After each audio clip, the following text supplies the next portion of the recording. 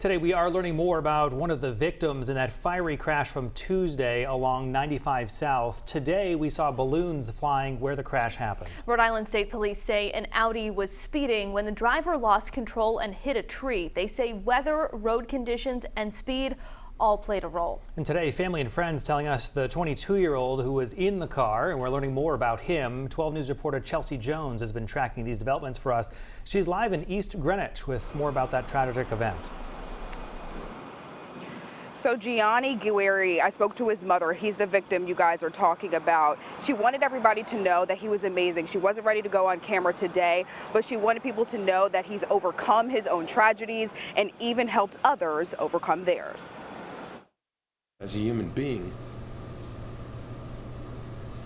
can't get my arms around it. As a father, oh. Anthony Taro, owner of Sienna in East Greenwich, says he got the news late Tuesday night that his charismatic employee had passed away in a crash that took the life of 3 young adults.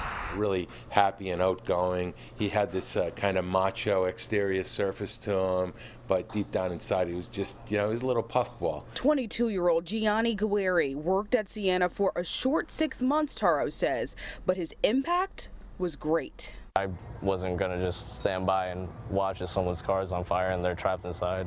Those chilling words from the mouth of Guerrieri himself, now memories. 12 News first brought you this story back in September of 2016 when we spoke to Gianni after he pulled a woman from a burning car, even after suffering his own misfortune when he was badly burned in 2012 and spent over a month in the hospital. It doesn't surprise me at all to hear that he saved somebody out of a burning car, or he had made his way through a real tough recovery as a kid. Gianni's mother says her family is crushed, including his 2 younger siblings. And instead of planning his 23rd birthday, now she has to plan a funeral. But she wanted people to know about her son. The kind of guy that would stay later to help somebody get out of here quicker. Now, we are still working to learn about the 2 other victims in this crash. I did check in with state police for an update on this investigation, but have yet to hear back. But at last check, they were waiting on official confirmation from the medical examiner's office on identification. Chelsea, just heartbreaking. These victims are well known in the community. What else have you been able to gather about them? Kim, it's definitely a tragic situation, and I did speak to the principal of EWG this morning, and she tells me that these 3 victims were very spirited individuals who left an impact on the community even when they were in high school. So people there are taking this pretty hard because this is a tight-knit community. Our Chelsea Jones live for us in East Greenwich. Chelsea, thank you. Police continue to investigate an early morning crash that killed 3 people in their 20s. We've now learned all 3 victims are former students at Exeter West Greenwich High School.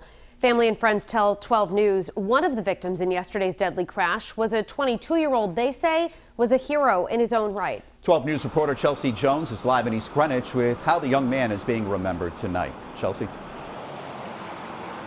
Well, guys, that young man is Gianni Guerrieri. His mother says that he was actually burned badly as a child. He recovered, then years later ended up saving a woman from a burning car. Now, she tells me yesterday he is one of the victims in that fiery crash.